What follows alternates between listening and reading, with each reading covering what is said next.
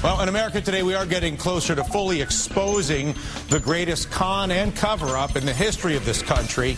It involves our banks, the Federal Reserve, our Congress, and, of course, you and me. First, though, think of the Fed as the godfather in this con. I'm going to make him an offer he can't refuse. Now, just go outside, enjoy yourself. The role of the godfather, played by former Fed Chief Alan Greenspan, who appeared before the Financial Crisis Inquiry Commission this morning, denying that he ever knew what he helped perpetrate. The notion that we in any way favored any of them or basically were influenced with respect to policy by what they said, other than the facts they gave us, which we always evaluated, I saw no evidence of that in my tenure. And he may not have had favorite among the banks because Greenspan was working for all of the banks against you. The bankers, of course, the unrepentant con men being supported by the Federal Reserve. You picked him clean. He never missed it. Remember that sting experience? How good you felt? So good getting that money for free, getting away with it. Here's how the con went down. The bankers were operating under an implicit guarantee from the godfather, the Federal Reserve, in the form of guaranteed low interest rates, guaranteed cheap money exclusively for the con men. Then Chairman Greenspan, the godfather, would agree to hold those rates, let's say 2% for as far as the eye could see. The banks, or bankers, the con men, would borrow that money from the Federal Reserve, let's say 2%, and then turn around and lend it back to you at, let's say, 6%. That encouraged the patsies, you and me, to be drawn into the con because 6% looks like a pretty low rate. Low rates for houses, low rates for cars. Heck, you can join a health club, make that on payments, they'll turn that into bonds, and of course, promises of a higher than average return for those managing teachers and policemen's and judges' pension funds that are buying into the con as well. And here exactly is where the con comes in. As you and I both know, the banks had no money. They were getting it from the Federal Reserve, which is us. It's funny money. They had no capital to back up their lending. But that did not matter because they also had no risk in the lending. If the lending paid off, they win. And they won big when they did that because they did it with leverage. Top Manhattan executives alone paid themselves $121 billion in bonuses over the first part of the decade. Now, mind you, when the bank loans failed, they knew they were too big to fail. So the rest of us, you and me, would have to bail them out. The ignorant electorate, if you will. The patsies, who had no idea, and really still don't, understand how badly they are being conned by our government and our banks.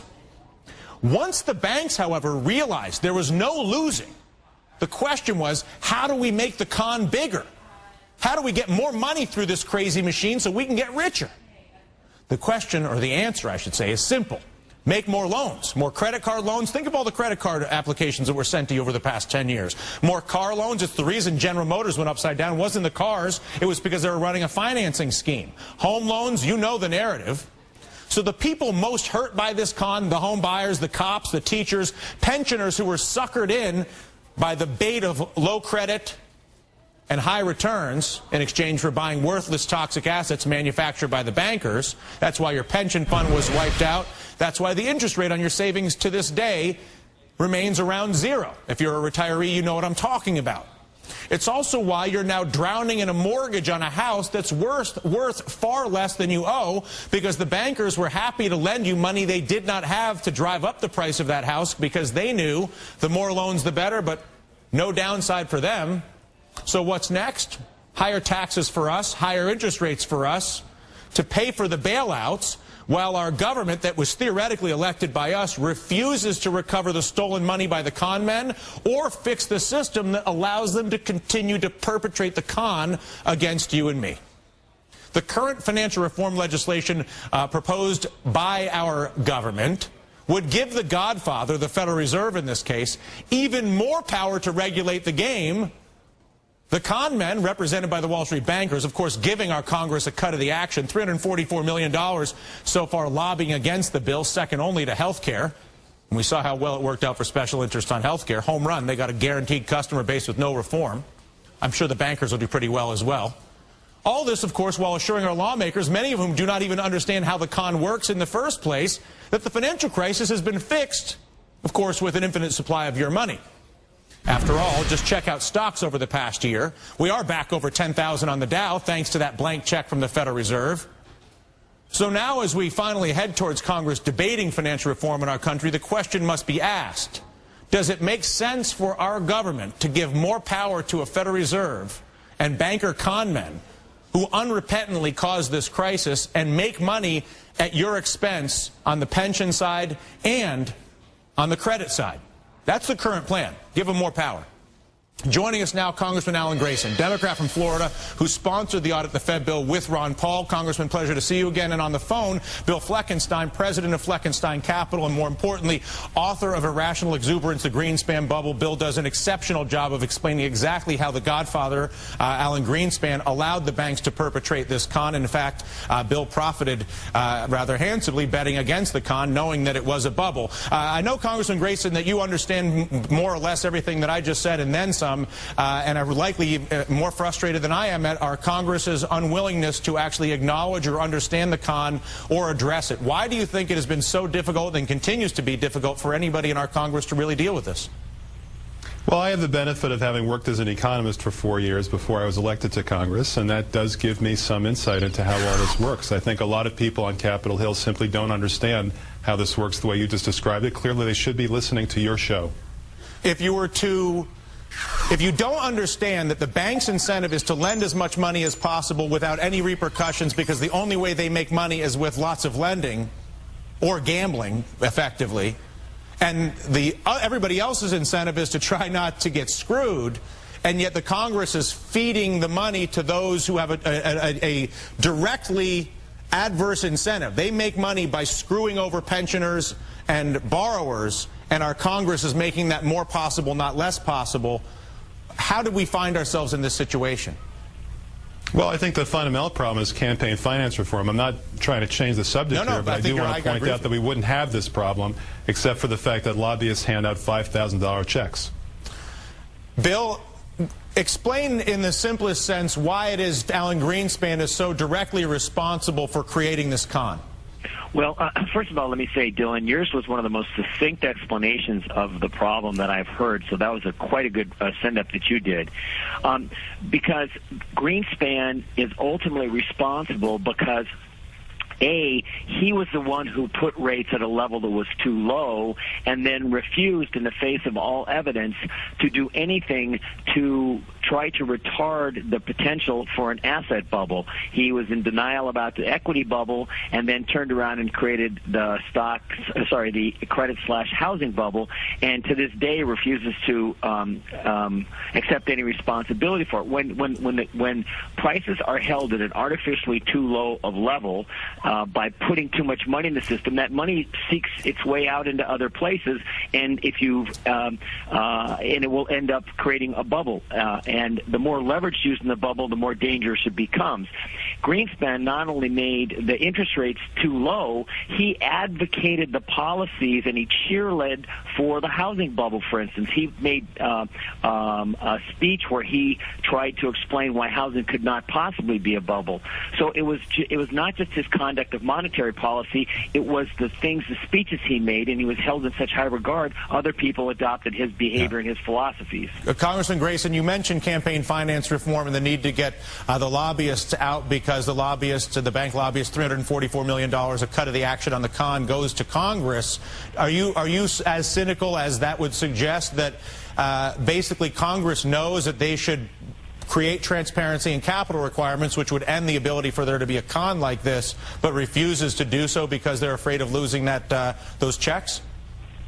I think it's worse than that, actually. We lived through an economic disaster, and now we're slowly recovering from it. We lost 20% of our national wealth in 18 months, the last 18 months of the Bush administration, and housing topped out 3.5 years ago, not just in Florida, but around the country, and nobody has been held responsible, not Alan Greenspan, not anybody else. In Japan, they have a way different solution to these kinds of problems. It's called Harry-Carry.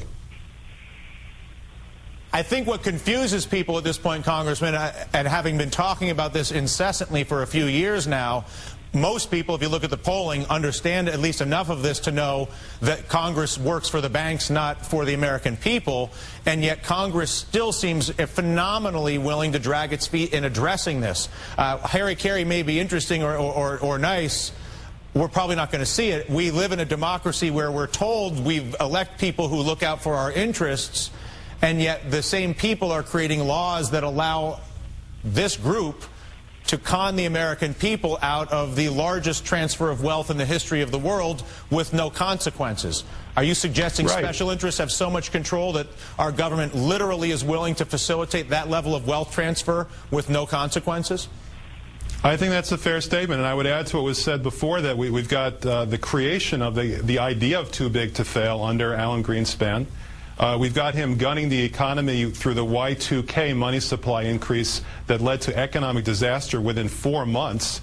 He made mistake after mistake after mistake, and what we never hear from any of these people is, I'm sorry. We don't even hear that. And I think it's because the system is enslaved. Yes, that's right. And the Senate bill unfortunately does that. The Senate bill takes whatever possibility there is of somebody who's actually looking out for the consumer and puts that in, of all places, the Federal Reserve as the one responsible to do that. The Federal Reserve, which is actually run by big banks, it's governed by big banks. They choose the people who occupy the seats of power in each regional bank. And yet we're going to be giving them more power. Go ahead, Bill. Dylan, you know, if the American banking system, if the directors and higher-ups there were held personally liable for some of the problems, as they are in Brazil, for instance, and as they used to be in this country 70 years ago, then you might get a level of oversight on the banks and have them pursue policies that we would wind up finding less odoriferous. It's not that difficult. You just have to make the guys in charge personally liable for some of the problems, and some of this behavior would go away. Any chance of that, Congressman? Yes, in fact, we're working on a bill to do exactly that, and we've examined what happens in other countries when they make the kinds of mistakes we've seen the last few years in America. And it's not a pretty picture for the people in charge, either in Wall Street or in the Capitol.